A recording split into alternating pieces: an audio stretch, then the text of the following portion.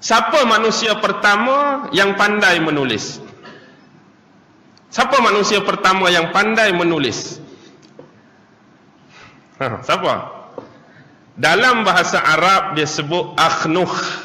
Dalam bahasa Ibrani dia sebut Henoch.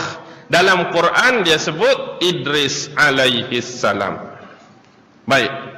Kitab Henoch merujuk kepada kitab Nabi Idris alaihi salam, bukan kitab yang diwahyukan. Nabi Idris pernah diwahyukan Allah dalam bentuk bukan kitab tetapi sahifah, iaitu 30 sahifah. Sahifah pernah turun pada Nabi Adam, sahifah pernah turun pada Nabi Idris, sahifah pernah turun pada Nabi Ibrahim, sahifah pernah turun pada Nabi Ezekiel, sahifah pernah turun pada Nabi Hajai, sahifah pernah turun pada Nabi Habakuk. Ini ada dalam Taurat, ni ada dalam Injil. Hak tu berkenaan dengan mereka, kita letak di tepi. Tapi sekarang Henoch ni kitab yang dikarang, kitab yang ditulis, bukan sumber wahyu, bukan pedoman daripada Allah, tetapi hasil penulisan daripada Nabi Idris alaihi salam sendiri. Itulah dakwa mereka. Jadi sini kebenaran penentuan sama ada kita nak terima atau tidak ialah dalam kitab Henoch ni, bila kita perincikan, dia menceritakan tentang makhluk awal yang sebelum Adam turun ke bumi ni, ada satu bentuk dia panggil the fallen angel, malaikat-malaikat yang memberontak, malaikat-malaikat yang berasal daripada kayangan, mereka turun ke bumi. Dan malaikat ini diketuai oleh seorang pemberontak yang nama dia agak-agak siapa? Agak-agak siapa the fallen angel ni? Siapa? Nama dia ialah Syammaza. Syammaza ni dia sebut dalam tu malaikat yang memberontak. Malaikat dalam definisi Al-Quran, malaikat dalam definisi pengajian kita orang Islam adalah makhluk yang tak pernah memberontak, makhluk tak pernah melawan. Yaf'aluna ma yu'marun. Dia ni melakukan apa saja perintah Allah, dia tak pernah lawan Allah. Jadi Syammaza ni bukan merujuk kepada malaikat yang memberontak kecuali iblis, kecuali syaitan. Dikatakan bila kelompok ini turun dan dia pula berkahwin bernikah dengan manusia-manusia separa. Inilah yang jadi perbahasan paling besar yang tak berkesudahan. Benda ni dah lama terjadi di Mesir. Sebelum saya balik daripada Mesir lagi, dah ada seorang doktor Mesir, doktor kuliah lughah yang nama dia Dr. Abdul Sabur Syahid. Dia menulis sebuah buku yang bertajuk Abi Adam, bapa kepada segala anak Adam, yang dia mengatakan bahawa sebelum Nabi Adam alaihi salam ni turun, dah ada jenis spesies yang bukan manusia yang lengkap, tapi sibih-sibih manusia, sipi-sipi manusia yang lebih awal menghuni bumi ni. Yang contoh dia nak relate apa? Dia nak relate dengan orang-orang Paleolitik, dia nak relate dengan orang-orang Mesolitik, orang-orang Neolitik, orang-orang zaman batu, orang-orang zaman gangsa. Kalau kita belajar, ni tamadun awal sejarah lagi, bukan kata anak kita, ni memang sejarah kita belajar. Pernah belajar Paleolitik, betul Mesolitik. Jadi kita nak kata sekarang Mesolitik, Paleolitik, Neolitik dengan Adam, siapa hak dulu?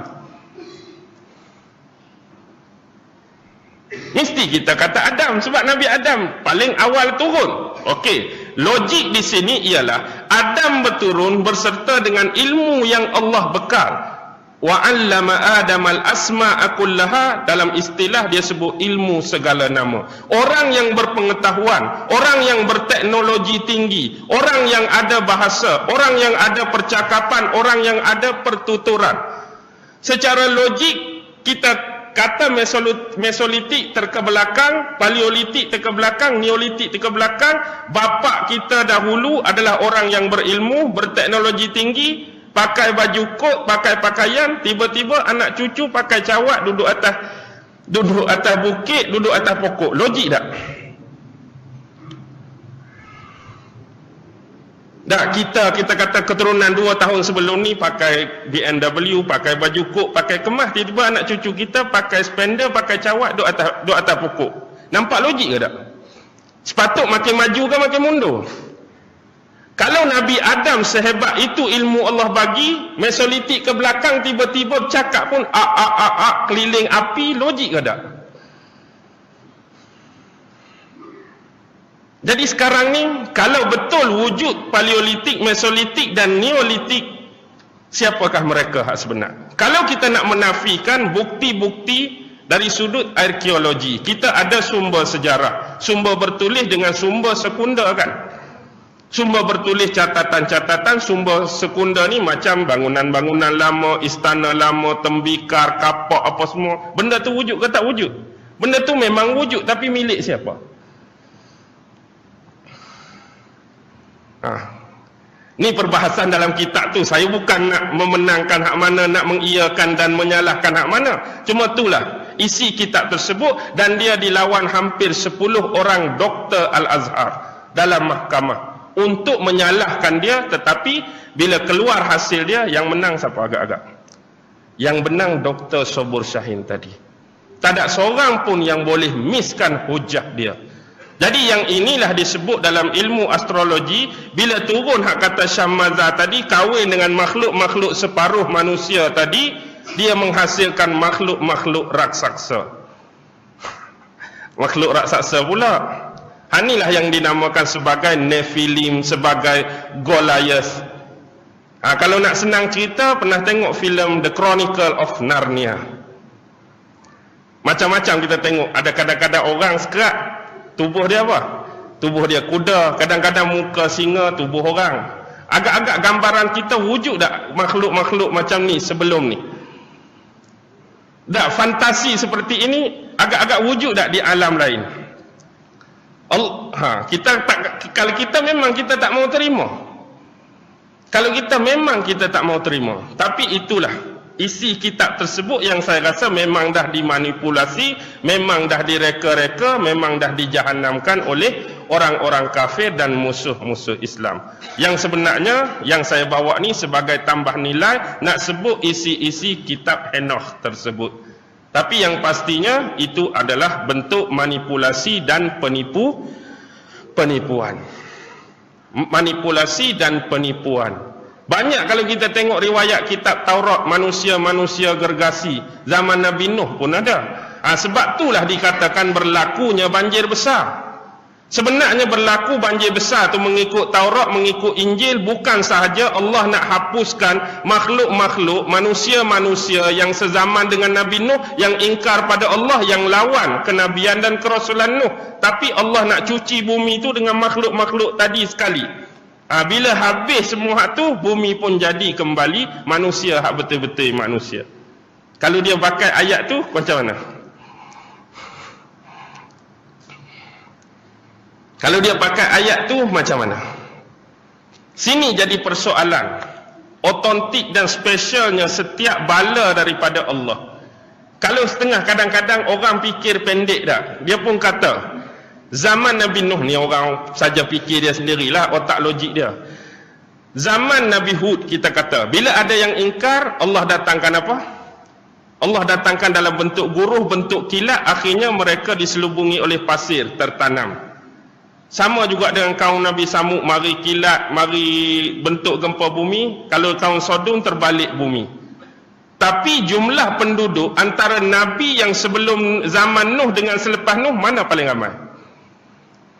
Semasa dengan Nuh ke lepas Nuh lagi ramai orang? Agak-agak mestilah selepas kan, orang makin membiak. Tapi bila Allah nak uji, bila Allah nak bala, bila Allah nak bagi tu, Allah buat lagu tu je untuk mereka. Tapi Nuh hak sikit, pasal apa perlu tenggelamkan satu dunia?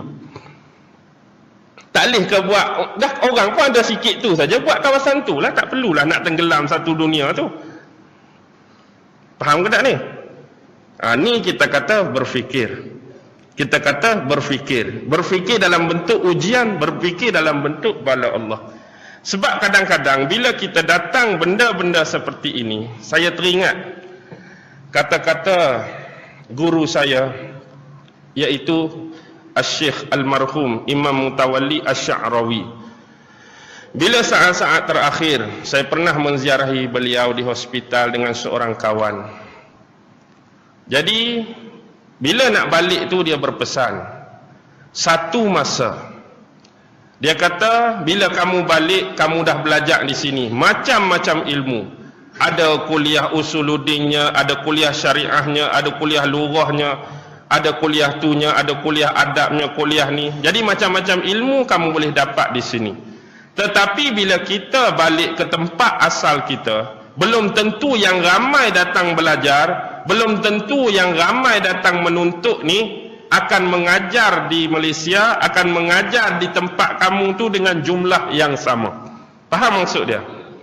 Contoh, kita pelajar Malaysia hantar pelajar kita 7,000. Agak-agak bila balik 7,000 ni boleh mengajar semua kah? Tak mungkin, tak akan. Tapi dia kata, bila balik, hak mengajar, hak bekerja. Kita pecahkan kepada hak mengajar. Bila kita pecahkan hak mengajar, kamu kena tunggu. Akan berlaku dua keadaan, dua kondisi. Satu kumpulan, dia akan mengajak dengan cara tersendiri. Satu kumpulan akan mengajak dengan cara tersendiri. Tapi hak paling ramai ialah akan muncul kumpulan yang kedua. Saya tak faham apa maksud dia. Dia kata, bila kamu balik, kamu buka muqaddimah. Awal-awal kitab Imam Al-Ghazali, iaitu Al-Bidayatul... Apa? Siapa pernah ni? Selupa pula. Bidayatul Hidayah. Permulaan Hidayah. Dalam tu dia kata, seseorang yang berilmu sebelum dia tu berilmu benar-benar dan dia mengajar orang lain, dan sebelum dia nak mengajak orang lain, samalah seperti Allah mewajibkan kepada kita zakat. Hari ini orang yang bayar zakat, orang yang cukup haul dan cukup nisab saja yang bayar zakat. Orang yang tak cukup haul, orang yang tak cukup nisab, kena bayar tak zakat? Tak kena. Tapi kamu akan perhatikan akan muncul dua golongan agamawan ini. Dan yang paling ramai ialah orang yang akan bercakap di depan khalayak, orang yang akan bercakap di depan masyarakat, yang dia tak cukup haul, dia tak cukup nisab pun dia nak bayar zakat. Faham ke tak? Jadi orang nak bayar zakat ni, dia dah cukup haul, cukup nisab, maksudnya ilmu dia dah penuh, ilmu dia dah banyak, ilmu dia dah mantap, baru dia bagi ke orang lain. Dengan nisbah zakat tadi, haul dia dah cukup, nisab dia dah cukup, baru dia bayar zakat. Tapi kamu akan tengok hak ni kurang. Hak paling ramai ialah yang tak cukup haul, tak cukup nisab pun dia nak bayar zakat. Tapi kalau nisbah zakat sungguh, itulah bagus tak? Orang lain cukup baru nak bayar, aku tak cukup pun nak bayar zakat. Kalau ikut dari sudut zakat, betul-betul hakikat zat zakat tu, baguslah. Aku ni tak sampai lagi tapi nak bayar zakat, okeylah. Tapi ni saya nak kiyah dari sudut ilmu tadi. Faham tak? Jadi saya bukan nak letak saya tempat pertama, memang saya pun tempat kedua. Sebab haul saya tak tahu ke mana lagi, nisab kita pun tak tahu ke mana lagi, apatah lagi nak bayar zakat dekat orang lain. Faham ke tak ni? Oh, pukul 9 dah. Boleh berhenti ke tak? Kena lagi? Sikit lagi. Faham? Faham ke tak apa yang saya bawa tadi? Hak peringkat permulaan ialah kisah sebenar. Peringkat kedua ialah tambah nilai. Dan peringkat ketiga ialah, inilah yang dipanggil asakan, percubaan-percubaan manipulasi, penipuan-penipuan yang telah didatangkan oleh musuh-musuh Islam, yang kafir, yang non-muslim. Kadang-kadang sesuatu kitab lama, sesuatu tulisan lama, hasil karangan ulama ni asal memang betul. Tapi bila ditemui, bila dijumpai awal oleh tangan yang tak sepatutnya, itulah biasanya akan berlaku. Kitab itu akan dimanipulasi. Anda faham? Sebagaimana kitab-kitab sebelum ini. Asal Taurat dulu suci tak? Masa zaman Nabi Musa, suci, murni. Tapi bila di tangan Yahudi, di tangan Bani Israel, dan dah berselang beberapa orang Nabi, dah berselang beberapa orang Rasul, apa yang berlaku dekat Taurat sekarang? Sampai Allah mangsuhkan hukum-hukum dalam Taurat. Akibat kegagalan Yahudi, kegagalan Bani Israel menjaga kemurnian kitab tersebut. Begitu juga pada zaman Nabi Isa alaihi salam.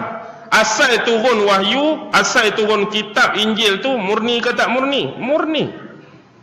Tapi kegagalan penganut-penganut selepasnya untuk menjaga kemurnian dan kesahihan kitab Injil, maka dia juga dimangsuhkan oleh Allah. Dan akhirnya turunlah Al-Quran kepada Nabi Muhammad sallallahu alaihi wasallam. Tetapi berbezanya, nabi-nabi dan rasul sebelum ini khusus untuk kaum tertentu, khusus untuk bani tertentu, khusus untuk masyarakat tertentu. Dia khas Bani Israel, hak ni kaum tu, hak ni kaum ni. Kan dalam Al-Quran dia dah sediakan contoh nama-nama kaum. Kaum Nabi Nuh ada nama tertentu. Kaum Nabi Hud dia letak nama Ad. Kaum Nabi Saleh dia letak nama Samud. Kaum Nabi Syuaib dia letak nama Aikah. Kaum Nabi tu nama ni, kaum Nabi tu nama ni. Tapi untuk Nabi Muhammad khusus untuk bangsa Arab saja atau rahmatan lil alamin? Khusus untuk bangsa Arab saja ke rahmatan lil alamin Islam kita? Islam kita rahmatan lil alamin.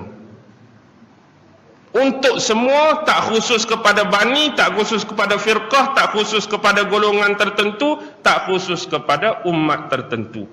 Jadi inilah yang Allah berjanji untuk mengekalkan kesucian, ketulinan, otentiknya Al-Quran. Inna nahnu nazzalna zikra wa inna lahu lahafizun. Hari ni ramai yang nak ceroboh, sama seperti kitab-kitab karangan ulama terdahulu. Berjaya atau tidak? Berjaya atau tidak? Orang nak robek Al-Quran hari ni, dia tambah pula surah-surah tertentu. Pernah tengok tak? Surah Iman, surah Wasaya, surah apa, macam-macam. Tapi kita pergi baca tak surah tu? Kita baca tak surah tu? Tak, dia kata tak cukup lagi Al-Quran, ada 4 tambah surah baru. Surah Iman. Kita baca tak surah Iman? Mak baca mak surah Iman? Tak ada orang nak baca. Dia datang surah Wasaya, tak ada orang nak baca. Kalau dia letak nama surah Rasulullah pun rasa teringin nak baca. Tak ada siapa nak teringin baca. Kita terima seadanya. Faham ke tak ni? Faham lah tak? Maksudnya Al-Quran ni dah lengkap. Kalau ada yang terlebih menambah-nambah macam kaum-kaum Syiah. Sebagai contoh, Syiah Imamiyah. Mereka mendakwa apa? Mereka mendakwa selepas kematian Nabi, selepas kewafatan Nabi, Jibril masih lagi turun bawa wahyu kepada anak dia Fatimah. Tak habis lagi bagi kat Nabi, Nabi mati dulu. Jadi banyak lagi nak turun pada Nabi, Nabi mati, Nabi wafat. Jadi Allah sambung pada anak dia Fatimah. Yang hasilnya hari ini Quran mereka 3 kali ganda, triple, lebih tebal daripada Al-Quran kita. Tapi turun pula pada Fatimah, Fatimah tak sebar pula ke orang lain tak? Sepatut Fatimah lah aula sebar, anak Nabi. Ali menantu dia hidup lagi, tak sebar juga. Tapi lepas pada depa tu semua mati, keturunan Nabi tu mati, baru Al-Quran tu muncul. Ini inilah dakyah-dakyah dan kalam-kalam ataupun kalimah-kalimah yang palsu. Ini jangan kita terpedaya, jangan kita terpengaruh dengan dakyah-dakyah tersebut.